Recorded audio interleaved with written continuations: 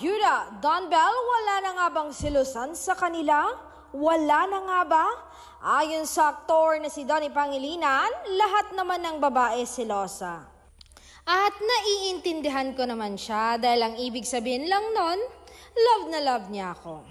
Pati nga ako siloso Sobra, hindi na masama diba? Masama bang ipagdamot siya?